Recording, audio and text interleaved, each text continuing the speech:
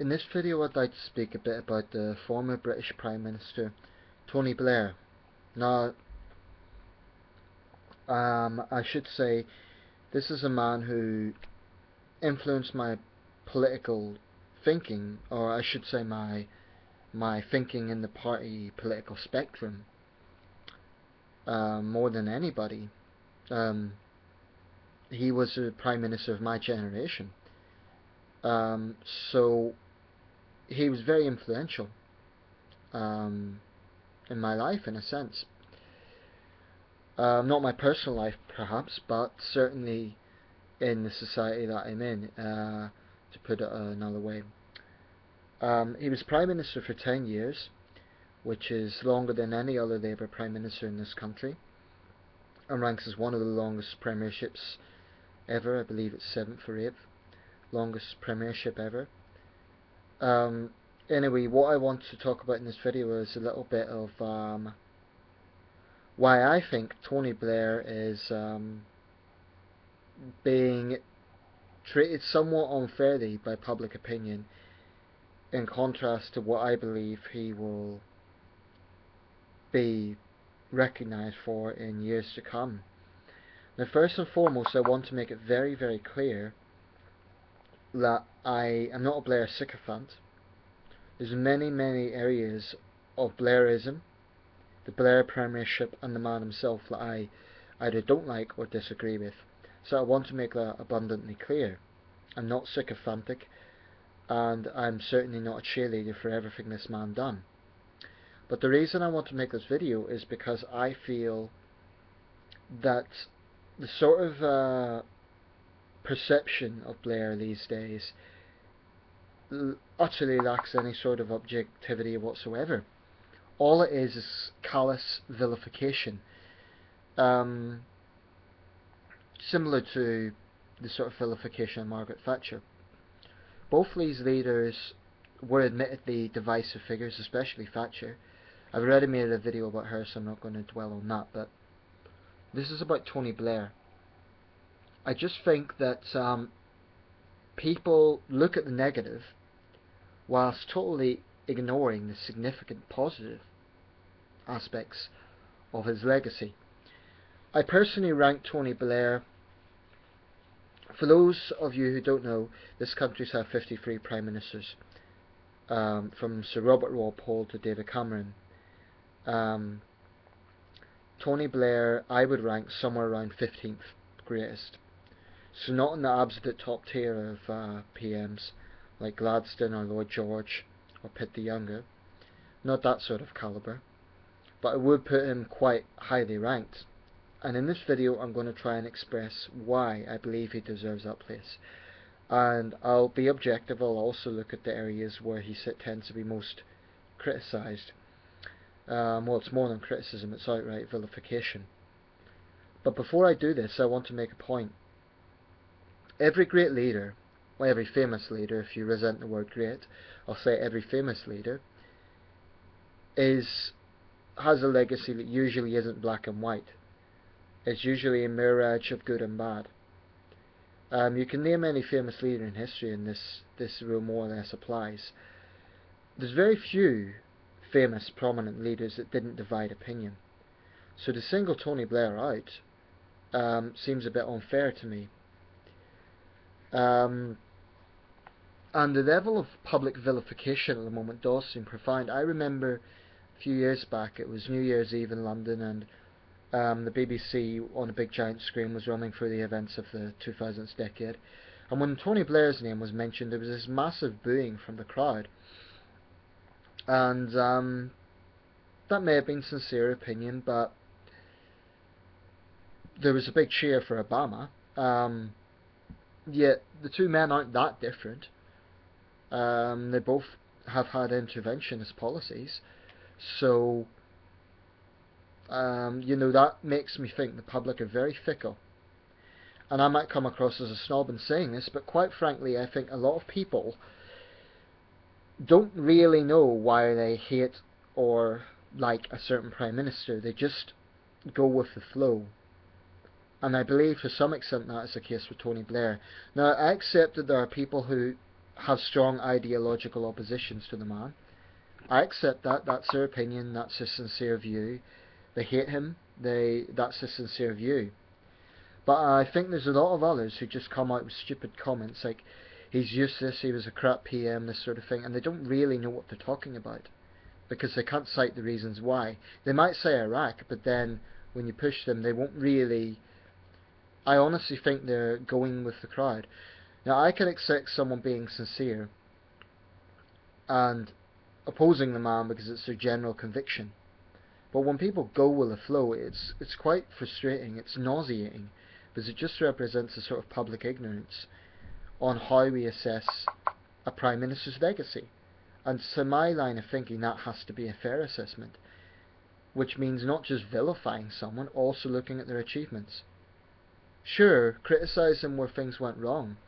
Indeed, if there's moral issues, they should be criticised, but at the moment, the public perception of Tony Blair seems so outrageously, absurdly biased and one-sided and based on vilifying the man that there's no sort of fair outlook on his many positive achievements. And this is what I'm going to get into now. For a start, one very important thing when we look at prime ministerial greatness is whether or not a Prime Minister implements the policies on his or her manifesto. Now, the important thing about Tony Blair, in his first term, him and his cabinet did bring through a lot of the policies that they said they would in the 1997 Labour Party manifesto. They introduced the national minimum wage, they introduced the Human Rights Act, and you can scrutinise that, say you don't agree with it and so on, but I'm talking purely here about delivering a policy they said they would deliver. It's not about whether you agree with it or not. That isn't necessarily the issue. It's about whether they implement a policy they say they implement. The Freedom of Information Act, a very important act, carrying out devolution, establishing the Scottish Parliament, the National Assembly for Wales and the Northern Ireland Assembly. Tony Blair pushed hard for peace in Northern Ireland, and he deserves a lot of credit for that. Major also deserves credit, but Tony Blair really pushed it, and he secured the Good Friday Agreement. For all those things, I believe he does deserve credit, and people seem to overlook that. Now, the national minimum wage, sorry for the focus there, the national minimum wage can't be underestimated. Let's not forget the Tories, if they had their way, there would be no minimum wage. This is something that cannot be underestimated. The Freedom of Information Act, a very progressive piece of legislation. Gay rights. Tony Blair brought in the Civil Partnership Act of 2004. The fox hunting ban, in my opinion, a humane policy when it comes to animal welfare. All of these are progressive policies. Kosovo, when we're talking about his foreign policy, interventionism, Tony Blair is widely lauded as a hero in Kosovo, so much so that young Kosovar boys actually have the name Tony Blair as a given name. Now, you might not like Blair, but at least respect the people of Kosovo who clearly hold him in high acclaim. During the 2005 G8 summit, Tony Blair and Gordon Brown as Chancellor pushed very hard for the Millennium Development Goals, and under their leadership, Britain became one of the world's largest contributors to international aid. And that shows to me a moral leadership in the world. Now, I get to the point of his negative side. The number one thing people will probably cite is Iraq. Now, I intend to make another video about this because I can't fit it all into this one space. I fully understand the controversy, and I should say my own position was that I vocally condemned the war at the time. In the 10 years since then, I've come to be somewhat more reflective. I still think it was probably a massive foreign policy blunder. However, I'm more sympathetic to the fact that this was a grey situation much more than the black and white situation opponents make it out to be, because they seem to ignore the fact that Saddam Hussein was a fascist dictator who did ignore UN resolutions time and time again. And to vilify Tony Blair and George W. Bush for all the problems in Iraq seems somewhat unfair given that Saddam had brought this situation on largely himself by ignoring UN resolutions. That's indisputable. People could say he's a warmonger, and I'll admit that Tony Blair seemed too reliant on the use of military action. I believe he had more wars than any other Prime Minister in our history, so that is something that needs to be scrutinised, unquestionably. But can anyone really argue that the removal of Saddam in itself was a bad thing? Saddam was a fascist, genocidal dictator. It's indisputable. Tony Blair's foreign policy, his interventionist policies, helped see Saddam removed. If Saddam wasn't removed, his tyranny of the Iraqi people would have continued. Is this a matter of dispute? Really? Is it a matter of dispute? I'll make another video specifically about Iraq, but that's just something to think about. By the way, people who say that Blair killed millions of Iraqis, I think you'll find that the majority of civilian casualties in this conflict have been at the hands of various sectarian groups who are hell-bent on driving the country into all-out civil war. Yes, the coalition should have thought a lot more about the post-war reconstruction. And yes, perhaps it's naive, the Western notion of nation building and implementing democracy through bombs. Yes, innocent people died. Yes, it remains a deeply controversial event. I recognise all of these things, not to mention the fact the WMD evidence was deeply, deeply flawed. His closeness to the Bush administration at times came across as slavish. That wasn't good. His closeness to the Murdoch empire was certainly not positive.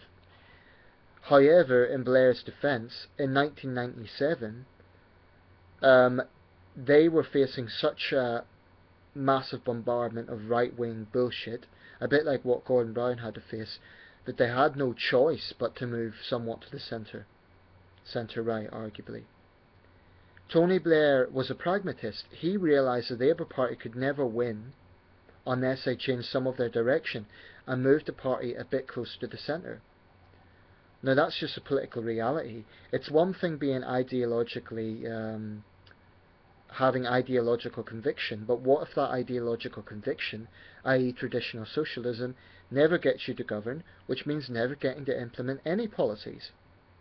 The people say Blair was a closet Tory ignore things like the minimum wage, which was very anti-Tory.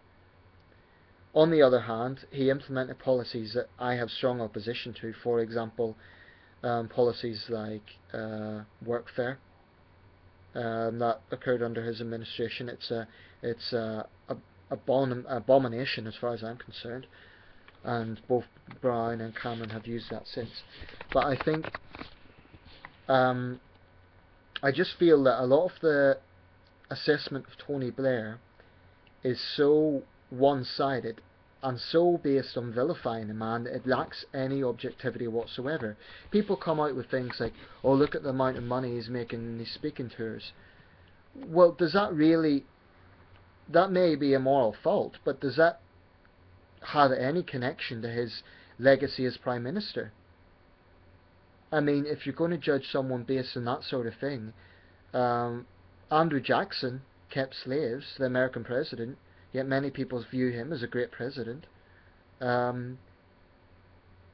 So premiership shouldn't just be based on moral judgment. Another area where I would give Blair credit is the Tony Blair Faith Foundation.